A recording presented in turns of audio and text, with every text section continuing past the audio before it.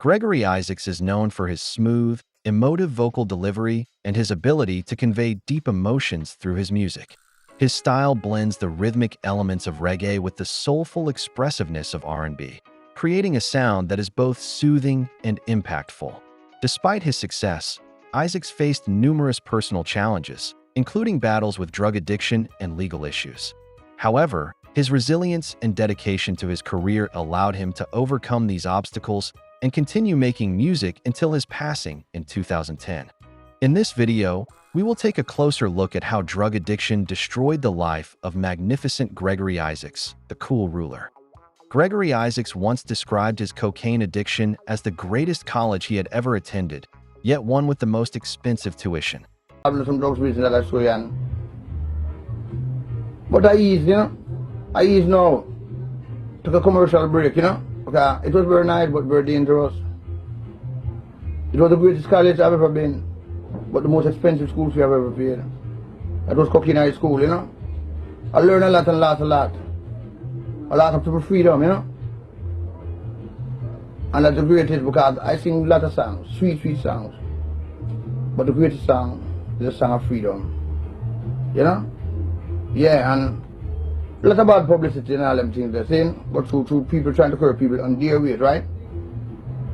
Me as a man who live up to the basic principles. Once his hits started flowing, Isaacs found himself in the first lane hobnobbing with rich and famous characters. Soon drugs consumed his every walking moment. The cocaine addiction made a hellish lifestyle replete with insomnia and drug-fueled confrontations. His wife June Isaacs said in an interview, when confronted, he would get mad. The mood swings were many, and on many occasions I had to just leave. But with 10 kids at home, I still had to run back to them, and he wouldn't sleep at all. June tried to put her foot down and force him out of the life of addiction with a combination of tough love and gentle coaxing. Once he went on a tour, I split the house in two and tell him to stay on one side. He wasn't having it. No one slept that night. I was serious. Couldn't bear no more. I stood my grounds. June Isaacs shared that as time passed, the situation would improve because of the love they shared, and she would go on tours with her husband overseas. However, as addiction held sway, June Isaacs was his night nurse.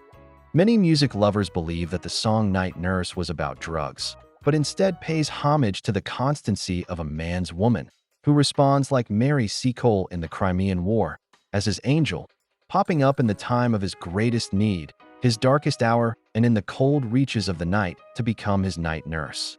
When you feel sick, you belly a hurt, or you have headache into the night, the first person you call for is your woman. Whether she make a cup of tea or whatever she halfy do, she are really the first nurse deal with you. If you have a Bretta who is a doctor and him even have a helicopter and you take sick in a night, by the time you fi call and him come, you dead. Isaacs famously explained. Mrs. Isaacs suffered tremendously for her Florence Nightingale act, as the singer's crack cocaine addiction was an ordinary opponent. I went to jail on numerous occasions just owning the stuff so he could travel. He was the breadwinner after all. I don't think he loved the drugs more than me. The drug was overpowering to an extent he just had no control. By 2007, he had reportedly lost his teeth due to crack cocaine addiction.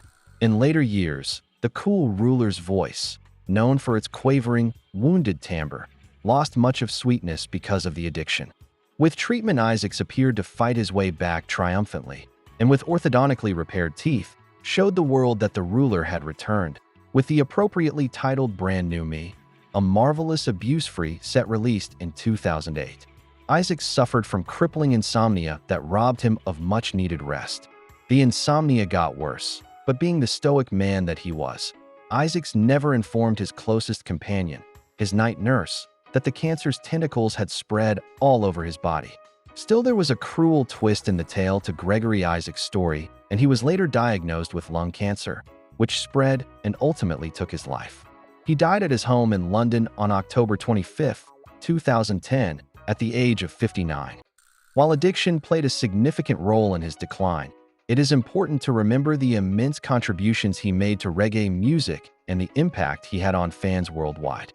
His soulful voice and heartfelt lyrics continue to resonate with listeners, and his legacy as one of Jamaica's most iconic reggae artists lives on.